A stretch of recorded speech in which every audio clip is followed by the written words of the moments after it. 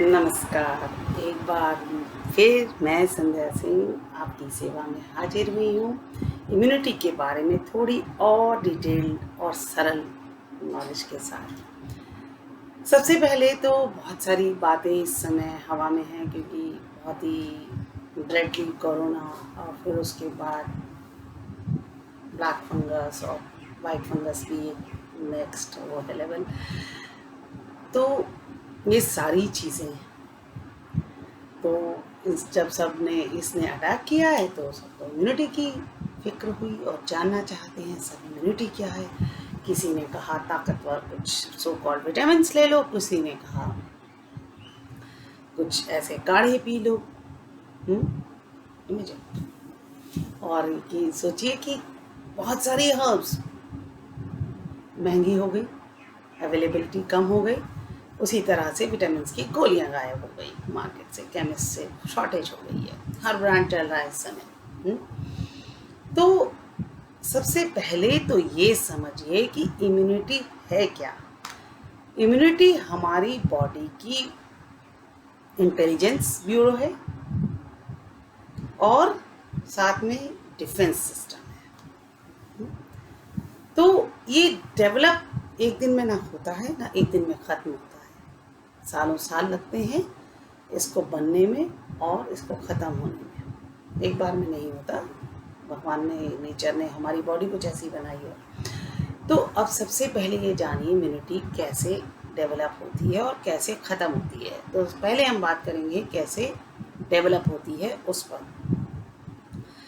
Immunity जब बच्चा छोटा होता है और उसको मतलब बिल्कुल कोई ऐसी विजडम नहीं होती, कोई भी विजडम बहुत ही बेसिक सी विजडम के साथ होता है, उसकी वाइटैलिटी ज़रूर बहुत अच्छी होती है। तो अक्सर कहा जाता है कि छोटे बच्चों को इन्फेक्शन से बचाएं। क्यों? क्योंकि उनकी बॉडी अभी तैयार नहीं है और हो सकता है एक्सपोजर ज़्यादा हो जाए तो इन्फेक्शन बहुत हाई लेवल का हो, स्ट्रांग हो और वो उसके लिए फेटल हो जाए। वैक्सीनेशंस भी होते हैं, वैक्सीनेशन भी ठीक इसी पद्धति पर होते हैं जो मैं आगे आके आपको एक्सप्लेन करने वाली हूँ। तो सबसे पहले जब हमारी बॉडी किसी भी इन्फेक्शन से प्रभावित होती है, इसके कांटेक्ट में आती है, तो हमारी बॉडी में एक अलर्ट अलार्म हो जाता है। और वो अलर्ट अलार्म होता है कभी बुखार के लिए, और बुखार, खांसी, जुकाम, ये जो रोज़मर्रा की चीज़ें हैं ये सब इंडिकेट करती हैं कि बॉडी के अंदर कोई इन्फेक्शन है, इसको हमें फाइट करने दो।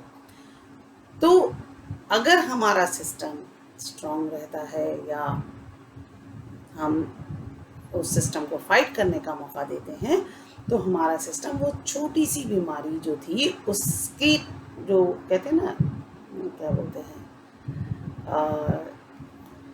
पहले जो मतलब ट्रेनिंग, वो हमारी बॉडी की ट्रेनिंग का हिस्सा थी।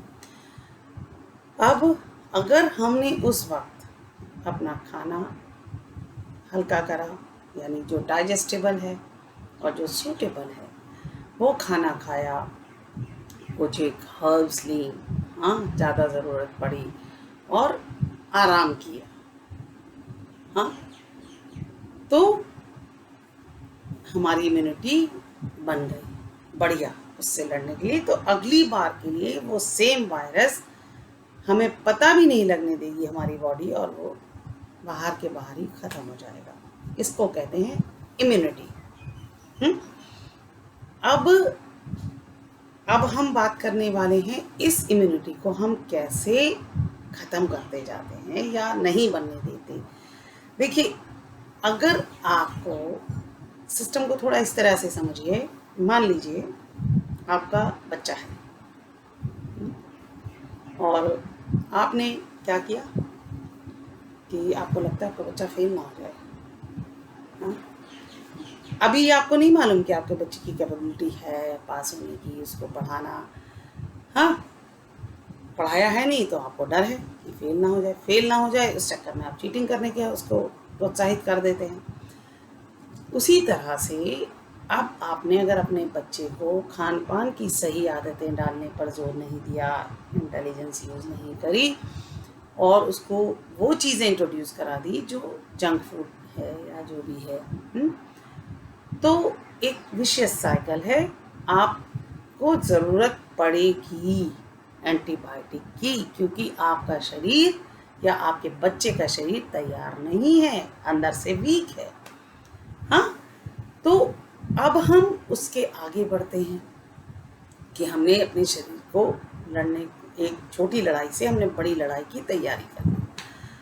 अब दूसरा एक सिस्टम जो मैंने आपको बताया कि आखिर हमारी बॉडी में सेम इन्फेक्शन सब तरफ फैलता है। एक घर के अंदर भी बहुत सारे लोग होते हैं, 3, 4, 2 लोग होते हैं, दोनों लोग सेम चीज़ें करते हैं, लेकिन कुछ लोग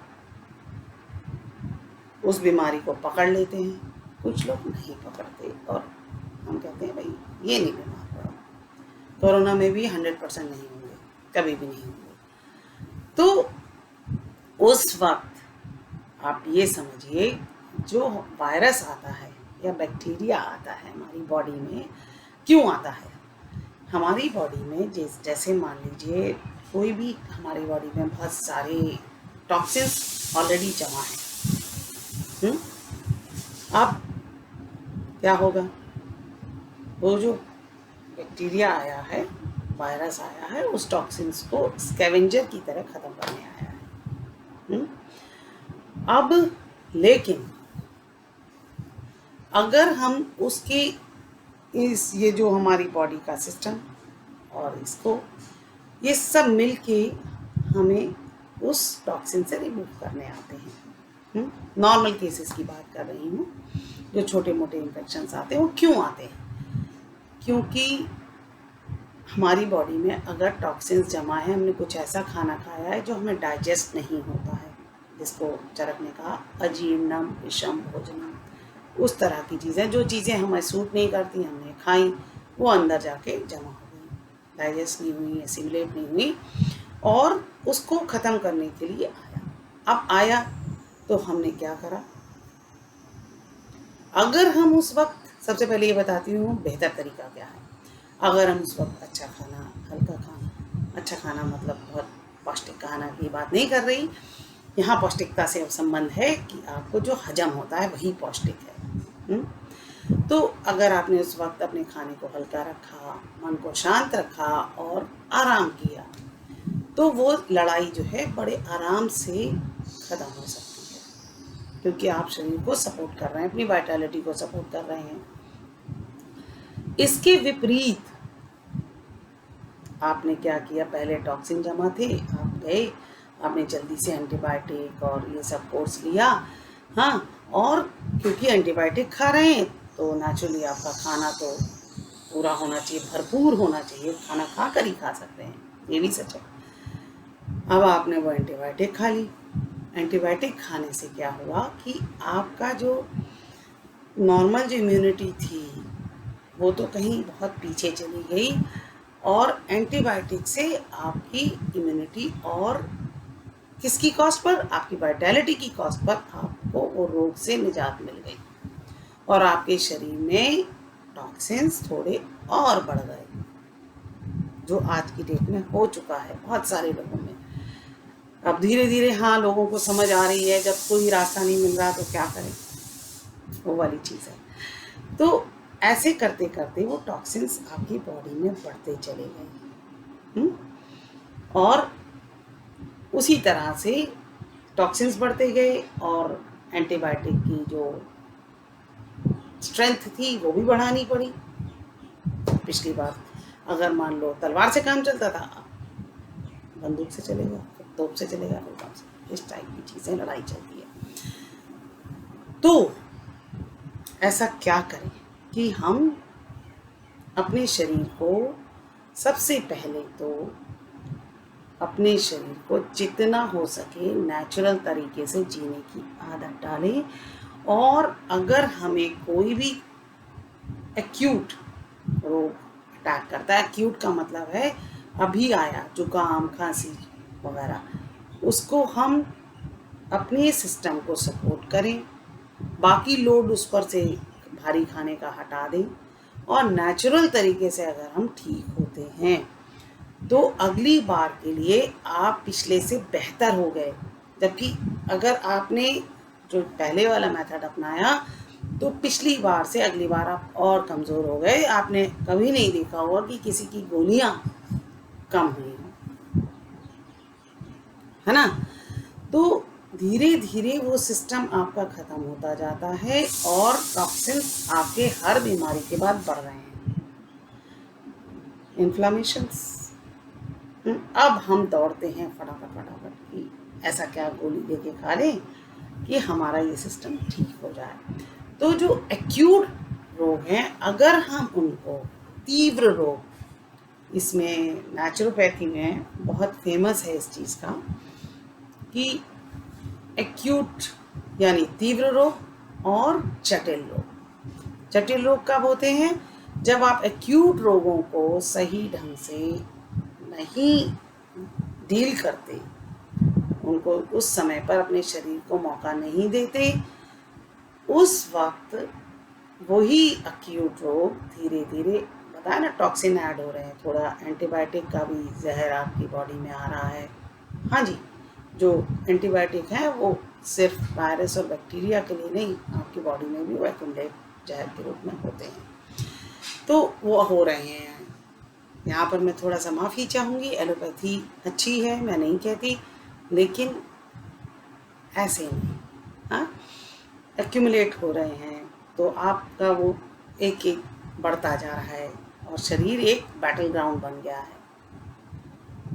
या तो बैटल ग्राउंड बना दीजिए या एक ऐसा हार्मनी के साथ जिए जो बेहतर हो। तो सबसे पहले अपने शरीर को, आप जैसे इस वक्त, क्योंकि आप तो खा चुके हैं, इस वक्त सबसे ज़्यादा कोशिश करिए कि आपका आहार पौष्टिक होने के साथ साथ वो ऐसा हो जो आप डाइजेस्ट कर सकें। बात यहाँ पर आती है प्रोटीन की कि आपको 3 दफ़ा प्रोटीन खाना है।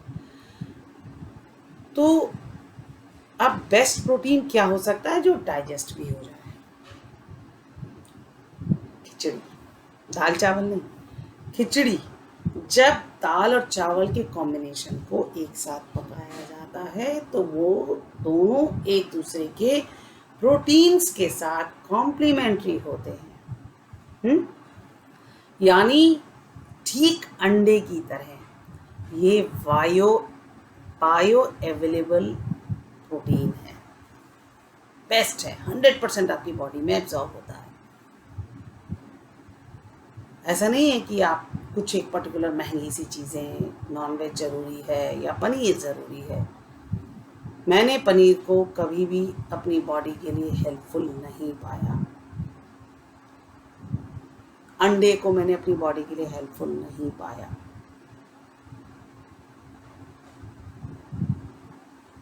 ज़रूरी नहीं है, इसीलिए बोल रही हूँ, जो डाइजेस्ट होगा वही पौष्टिक होगा। मार्केट के हिसाब से आपकी बॉडी अगर चलती तो आज तो आप बेस्ट सेहत ले रहे होते। अब हमने यहाँ बात कर ली अपने पृथ्वी तत्व को कैसे संभाला जाए। हाँ जी, 5 तत्वों के लेवल पर मैं बात करूँगी आज।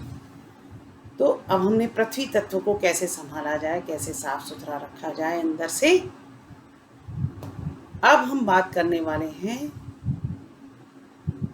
पृथ्वी तत्व में ही एक्सरसाइज भी आती है, वो हम आगे चल के बात करेंगे। उसके बाद आती है बात हमारे जल तत्व की। तो जल तत्व के लिए क्या करें? नहाना, पानी का सही उपयोग, कैसे पीना, कितना पीना और कब पीना, इसके लिए मेरा अलग सा वीडियो है, उसको आप देख सकते हैं। अब बात होती है अग्नि तत्व की। अग्नि तत्व के बारे में मैं थोड़ा सा पहले बता चुकी। अग्नि तत्व यानी फूड। तो फूड आपका हमेशा ऐसा हो जो आपके शरीर को पचता हो। जो भोजन नहीं पचेगा वो आपको फायदा नहीं देगा, अंदर टॉक्सिन ही बनाएगा। चरक ने कहा, अजीर्णम विषम भोजनम, जो भोजन नहीं पचता वो अंदर जाके जहर बनाता है।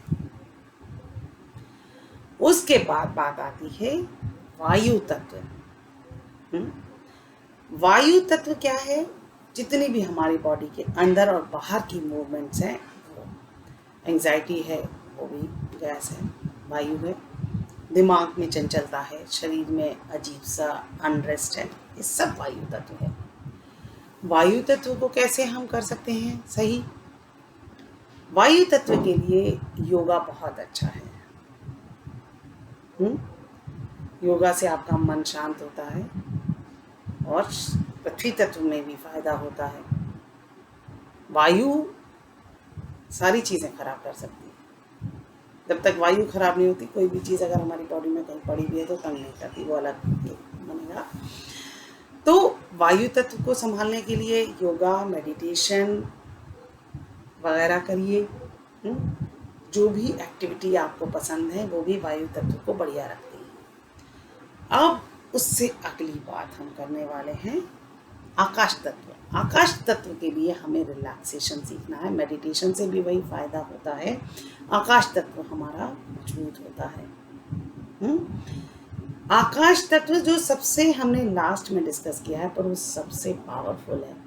अगर हम आकाश तत्व को सही रखते हैं तो हमारा मन सही रहेगा। मन सही रहेगा तो धीरे धीरे पृथ्वी तत्व तक आप बेहतर तरीके से उसको कर पाएंगे। तो क्यों ना इन पंच तत्व के थ्योरी पर आप हो सके तो अपनी डायरी बना लीजिए, लिखिए कि आज मैंने पृथ्वी तत्व को कैसे सही रखा। अपने अग्नि तत्व 5 तत्व लिखिए और 5 तत्व के आगे लिखिए कि आपने इन सबको मजबूत करने के लिए क्या किया। तो इम्यूनिटी का इश्यू इतना बड़ा नहीं रहेगा।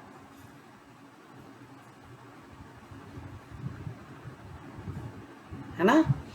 तो इम्यूनिटी कोई ऐसी चीज़ नहीं है जो सिर्फ दवाओं में, दुकानों में और मिलती है, मतलब दवा की दुकानों में या डॉक्टर्स के पास। इम्यूनिटी आप इस तरीके से बनाएंगे तो हमेशा बेहतर रहेगी और दिन ब दिन आप ग्रो करेंगे, मजबूत होंगे। तो अगर आपको मेरा वीडियो अच्छा लगता है, मेरी दी हुई इन्फॉर्मेशन से आपको थोड़ा सा भी फ़ायदा होता है, तो मेरा उद्देश्य पूरा हो जाता है।